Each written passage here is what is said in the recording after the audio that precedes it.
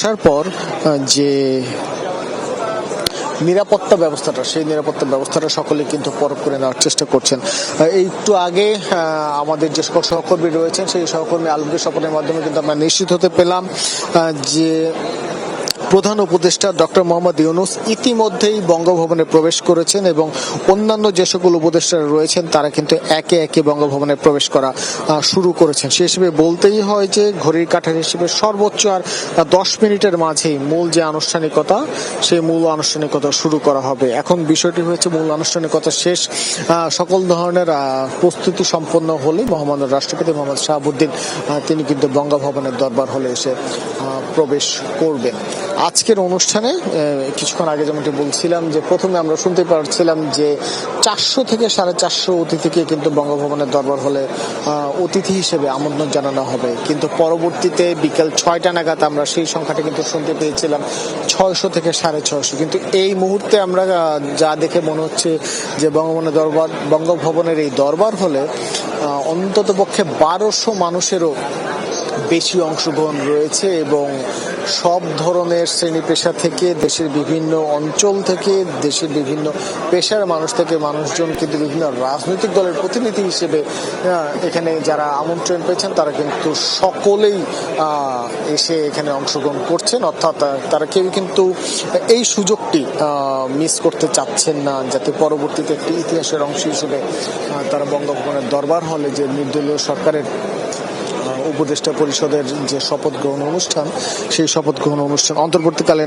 অন্তর্বর্তীকালীন সরকারের শপথ গ্রহণ অনুষ্ঠানে তারা উপস্থিত থেকে ইতিহাসের অংশ হতে চাচ্ছেন।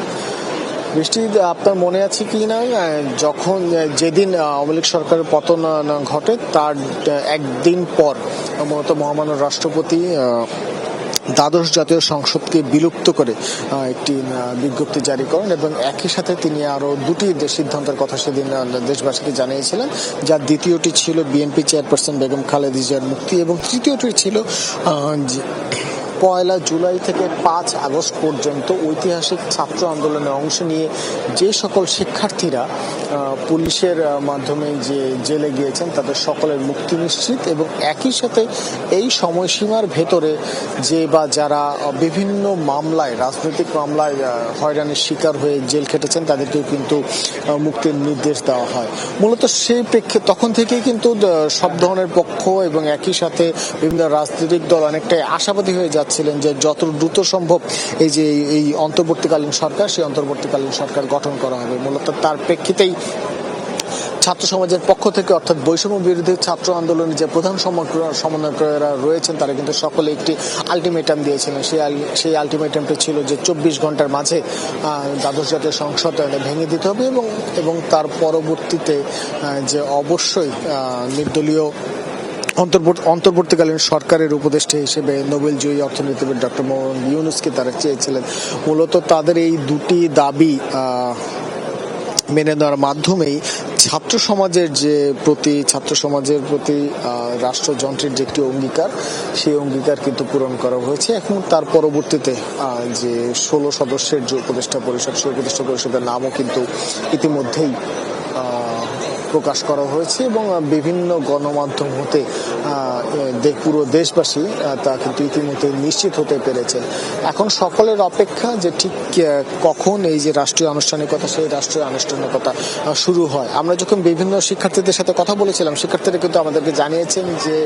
যেভাবে দেশের প্রতিটি মানুষ তাদের আন্দোলনকে সমর্থন করেছে, সেই প্রতিটি মানুষের আন্দোলনের সমর্থনের প্রতিদান দিতেই তারা বৈষম্য বিরোধী দেশ গড়ে উঠবে এবং একই সাথে বৈষম্য বিরোধী সমাজ তারা গড়ে তুলবে। আপনি জানেন যে গত 3 দিন ধরে আমরা দেখতে পাচ্ছি পুরো দেশ জুড়ে একটি অরাজক পরিস্থিতি বিরাজ করছে, বিভিন্ন স্থানে সহিংসতা এবং বিভিন্ন স্থানে হামলা, এবং তার বিপরীতে কিন্তু অনেক আশার কথা রয়েছে। আমরা দেখতে পেয়েছি শিক্ষার্থীরা বিভিন্ন রাস্তায় দাঁড়িয়ে নিজেরাই যে ট্রাফিক কন্ট্রোল, সেই ট্রাফিক ব্যবস্থা করছে এবং তার পরবর্তীতে বিভিন্ন স্থানে যেখানে দীর্ঘদিনের ময়লা জঞ্জাল জমে রয়েছে সেগুলো তারা পরিষ্কার করছে। এই সব বিষয়গুলোও কিন্তু আমাদের মনে আশা জাগায় এবং এই যে নতুন আশা, এই নতুন দিনের এই নতুন আশাগুলোই কিন্তু ভবিষ্যতে বাংলাদেশকে তরুণ প্রজন্ম যে গড়ে তুলবে সে বিষয়টি অনেকটাই নিশ্চিত করে। কারণ আপনি জানেন এই যে উপদেষ্টা পরিষদ প্রধান উপদেষ্টার নেতৃত্বে গড়ে তোলা হয়েছে, সেই উপদেষ্টা পরিষদে আমরা যদি বয়সের গড়গুলো দেখি, প্রবীণও যেমন রয়েছে, মধ্যবয়সী রয়েছে এবং একদম নবীন সদ্য ভার্সিটি থেকে পাশ করে যে সকল ছেলেগুলো রয়েছে তারাও কিন্তু এখানে রয়েছেন। সুতরাং সকলের সমন্বয়ে আগামীর যে সরকার, সেই সরকার যে সব ধরনের মানুষের চাহিদা পূরণ অথবা সব ধরনের মানুষের ইচ্ছার দিকে লক্ষ্য রেখেই দেশের বিভিন্ন ধরনের পদক্ষেপ গ্রহণ করবে, এই বিষয়টি কিন্তু ইতিমধ্যে এখন সকলে আশায় বুক বেঁধেছে। আর বিগত সরকারগুলোর দিকে যদি আমরা একটু দেখি, বৃষ্টি তাদের সকলেই কিন্তু ছিলেন যে তরুণদের কথা এবং অন্যান্য বিভিন্ন সময় যারা ছিলেন তারা কিন্তু বলছিলেন যে যেভাবে হোক তরুণদের প্রতি দেয়া প্রতিশ্রুতি বিভিন্ন সরকার বাস্তবায়ন করবেন। কিন্তু শিক্ষার্থী অথবা তরুণ, আদতে তরুণ, বয়সও তরুণ, এমন কেউ কোনো সরকারে তা যে ফরম্যাটেই হোক না কেন সেখানে অংশগ্রহণ করবেন, সরকারে থাকবেন, এই বিষয়টা কিন্তু বাংলাদেশের রাজনৈতিক পরিমণ্ডলে কেউ কিন্তু কল্পনা করতে পারেনি। সেই সব ধরনের চিন্তা, সেই সব ধরনের যে সেই সব ধরনের রাষ্ট্রযন্ত্রের যে ফরম্যাট, সেই সবগুলোকে এক ধরনের পিছনে ফেলেই কিন্তু আজকের যে উপদেষ্টা পরিষদ, সেই উপদেষ্টা পরিষদ গঠন করা হয়েছে এবং সেই উপদেষ্টা পরিষদের গঠনের পর আমরা আশা রাখি যে দ্রুততম সময়ে, যে বর্তমান সময়ে যে বিভিন্ন ধরনের সহিংসতা চলছে তার সবকিছু পিছনে ফেলে বাংলাদেশ তার নির্ধারিত যে উদ্দেশ্য, অর্থাৎ উন্নয়নের দিকে যে এগিয়ে যাওয়া, সেই এগিয়ে যাওয়া কিন্তু অব্যাহত রাখবে। আপনি জানেন যে আজ দুপুরে শান্তিতে নোবেল বিজয়ী অর্থনীতিবিদ ডক্টর মোহাম্মদ ইউনূস যখন বাংলাদেশের মাটিতে পা রাখেন তখন তারপরে তিনি কিন্তু গণমাধ্যমের সাথে কথা বলেছিলেন। তিনি কিন্তু গণমাধ্যম কর্মীদেরকে জানিয়েছেন যে সবার আগে কিন্তু সহিংসতা বন্ধ করে সকলের দিকে সহযোগিতার হাত বাড়িয়ে দিতে হবে। এবং এই কথার মাধ্যমে কিন্তু বোঝা যায় যে সামনের যে সরকার, অর্থাৎ আজ যে সরকার শপথ নিতে যাচ্ছে, সেই সরকার কিন্তু সকলকে সাথে নিয়ে একসাথে বাড়ার, এগিয়ে যাওয়ার যে অঙ্গীকার, সেই অঙ্গীকার কিন্তু তারা গ্রহণ করেছে। এই সকল যে কার্যক্রম, সেই সকল কার্যক্রম থেকে কিন্তু দেশের সব পর্যায়ের সাধারণ মানুষ কিন্তু এখন পর্যন্ত অনেকটাই আশাবাদী যে যেভাবেই হোক সব ধরনের কালো অন্ধকার দূর করে বাংলাদেশ কিন্তু তার সামনের দিকে এগিয়ে যাবে এবং সে বাংলাদেশে অবশ্যই অর্থনৈতিক বৈষম্য কমে আসবে, সে বাংলাদেশে অবশ্যই দুর্নীতি থাকবে না এবং একই সাথে শিক্ষার হার আরও অনেক বেশি বৃদ্ধি পেয়ে দেশের মানুষের যে মৌলিক চাহিদা, সেই মৌলিক চাহিদা কিন্তু নিশ্চিত করা হবে। বৃষ্টি যদি একটু পিছনে ফিরে যায় তাহলে আপনি দেখতে পাবেন যে খুব বেশি দিনের কিন্তু আন্দোলন নয়, মাত্র 40 দিনেরও কম সময়ের একটি আন্দোলনের মাধ্যমে কিন্তু দ্বাদশ জাতীয় সংসদ নির্বাচনে যে নির্বাচিত সরকার আওয়ামী লীগ তাদেরকে পতন ঘটানো হয়েছে। এবং এর ফলে যে বিষয়টি ছিল শুধুমাত্র কোটা বিষয়ক নয়, যে সমাজের সকল ক্ষেত্রে সব ধরনের বৈষম্যকে দূর করে বাংলাদেশকে এগিয়ে নিয়ে যাওয়ার জন্যই কিন্তু ছাত্র সমাজের এই হুঙ্কার ছিল। আপনার মনে আছে কিনা জানি না যে যখন এই ছাত্র সমাজ তাদের প্রথম আন্দোলনগুলো শুরু করে, সেই প্রথম আন্দোলনগুলো কিন্তু ছিল প্রায় পুরোপুরি অহিংস। আমরা দেখতে পেয়েছি তারা কখনো বাংলা ব্লকেটের মতো কর্মসূচি ঘোষণা করে এবং অন্যান্য যে সকল কর্মসূচির ভিন্ন ভিন্ন নাম দিয়ে কিন্তু তারা বেশ বড়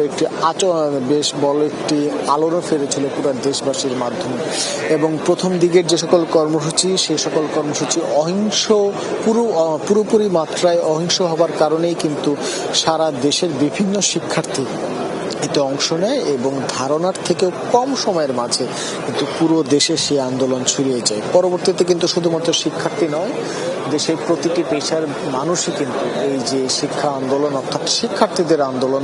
বৈষম্য বিরোধী যে ছাত্র আন্দোলন, সেই ছাত্র আন্দোলনে যোগ দিয়েছে এবং তাদের পরবর্তীতে এক প্রকার যখন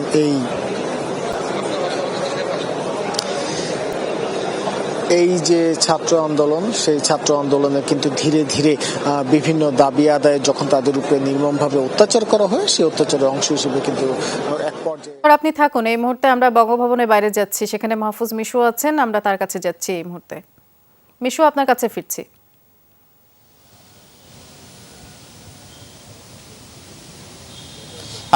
ধন্যবাদ। ভাস্কর ভাদুরী যেমনটা বলছিলেন যে ডক্টর মোহাম্মদ ইউনূসের এই অন্তর্বর্তীকালীন সরকারের প্রধান উপদেষ্টা হওয়া এখন মাত্র সময়ের ব্যাপার, আর মাত্র 11 মিনিট পরেই শপথ গ্রহণ অনুষ্ঠান শুরু হবে এবং শপথ পাঠ করাবেন বাংলাদেশের রাষ্ট্রপতি জনাব মোহাম্মদ শাহাবুদ্দিন, এবং এর মধ্য দিয়ে কিন্তু এই অন্তর্বর্তীকালীন সরকারের যাত্রাটি শুরু হচ্ছে।